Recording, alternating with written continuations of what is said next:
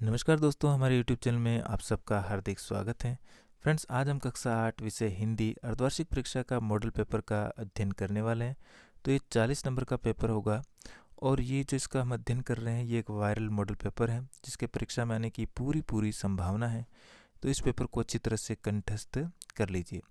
सबसे पहले सही विकल्प का चयन कीजिए। तो यहाँ पर हमारा पहला प्रश्न, प्रत्यूष शब्द का अर्थ है, सही उत्तर होगा ख प्रातःकाल।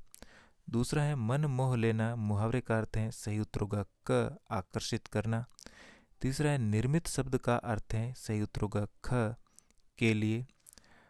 चौथा प्रश्न है जैसे ही उसने पत्र मिलता था उसी समय वे उसका जवाब लिख देते थे, यह स्वभाव था, सही उत्तर होगा ख महात्मा गांधी का। पांचवा प्रश्न है ईमानदारी को पर्याय समझा जाने लगा, स यानी कि ग मूर्खता का। छठा प्रश्न फलना फूलना का अर्थ है, सही उत्तर होगा यहाँ पर ग उन्नति करना। सातवां प्रश्न यह सबसे कठिन समय नहीं, कविता में संदेश है, सही उत्तर होगा ख लक्ष्य की ओर बढ़ने का। आठवां प्रश्न निंद्रित शब्द का विलोम है, ख जागृत। नौवां प्रश्न निम्नलिखित में से संज्ञा शब्द हैं, सही उत्तर होगा ग हिमालय। 10वां प्रश्न व्यापारिक शब्द में प्रत्यय हैं, यहाँ पर सही उत्तर होगा क व्यापार प्लस एक, तो यहाँ पर एक प्रत्यय लगा हुआ है, क सही होगा। अब इस रिक्त स्थानों की पूर्ति कीजिए निम्न शब्दों का प्रयोग करते हुए। 11वां प्रश्न है वहाँ तो औरतें अपने मर्द का हाथ पकड़कर सड़कों पर घूमती भी हैं, यहाँ पर मर्द आ जाएगा। 12वां क्षीण चांदनी में वृक्षों की छाया के नीचे वह बस बड़ी दयनीय लग रही थी, यहाँ दयनीय आ जाएगा। 13वां उसके चेहरे पर विचित्र संतोष की गरिमा थी। 14वां बुराई में रस लेना बुरी बात है, यहाँ पर बुरी आ जाएगा। वसंत ऋतु सबके लिए स्वास्थ्यवर्धक ऋतु होती है, तो यहाँ पर वसंत आ जाएगा। अब है सत्य असत्य की पहचान कीजिए। प्रश्न नंबर 16, ऋतु परिवर्तन का मनुष्य के जीवन पर गहरा प्रभाव पड़ता है, ये कथन सत्य है। बदलू मनिहार था, चूड़ियां बनाने वाला उसका पैतृक पेशा था, सही उत्तर होगा सत्य है ये। 18वां प्रश्न पत्र लेखन प्रतियोगिता आयोजित करने का सिलसिला महात्मा गांधी ने शुरू किया, ये कथन भी सत्य है। 19वां लेखक को बस बहुत ही अच्छी लगी, ये कथन असत्य है। दुनिया का तमाम साहित्य पत्रों पर केंद्रित है, ये कथन सत्य है। अब है गद्यांश को पढ़कर दिए गए प्रश्नों के उत्तर दीजिए। तो यहाँ पर गद्यांश है, पत्रों की दुनिया भी अजीब व गरीब है और उसकी उपयोगिता हमेशा से बनी रही है। पत्र जो काम कर सकते हैं संचार का आधुनिकतम साधन नहीं कर सकता है। पत्र जैसा संतोष फोन या एसएमएस का संदेश कहाँ दे सकता है। पत्र एक नया सिलसिला शुरू करता है और राजनीति, साहित्य और कला के क्षेत्रों में तमाम विवाद और नई घटनाओं की जड़ भी पत्र ही होते हैं। दुनिया का तमाम साहित्य पत्रों पर केंद्रित है और मानव सभ्यता के विकास में इन पत्रों ने अनूठी भूमिका निभाई है। अब इससे संबंधित प्रश्न है 21वां, गद्यांश का उचित शीर्षक लिखिए, तो पत्रों का महत्व।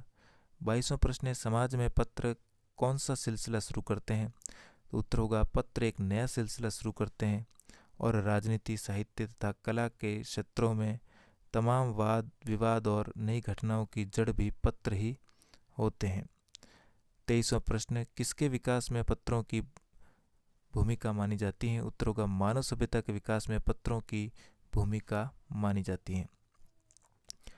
अब है 24वां प्रश्न, ध्वनि कविता में कवि पुष्पों की तंद्रा और आलस्य हटाने के लिए क्या करना चाहता है, उत्तर होगा पुष्पों की तंद्रा व आलस्य को हटाने के लिए कवि अपने स्पर्श से उन्हें जगाने का प्रयास करता है।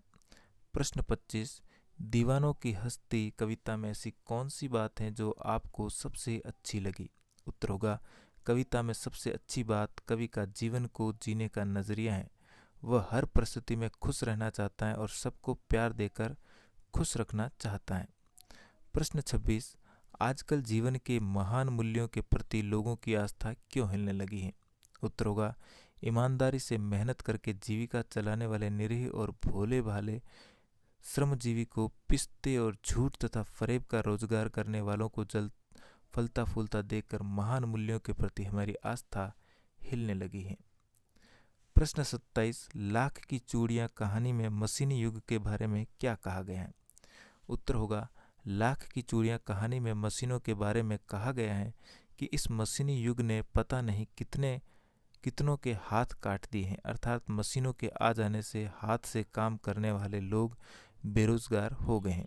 आजकल मशीनों से बनने वाली कांच की रंग बिरंगी कई चूड़ियाँ आ गई हैं, जिस कारण हाथ से बनने वाली लाख की चूड़ियाँ कोई नहीं खरीदता है, जिस कारण हाथ से लाख की चूड़ियाँ बनाने वालों का रोजगार छिन गया है।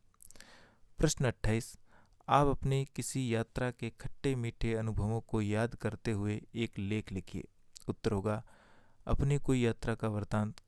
छात्र को स्वयं यहाँ पर लिखना होगा, अपनी किसी यात्रा का वृतांत यहाँ पर लिखना है।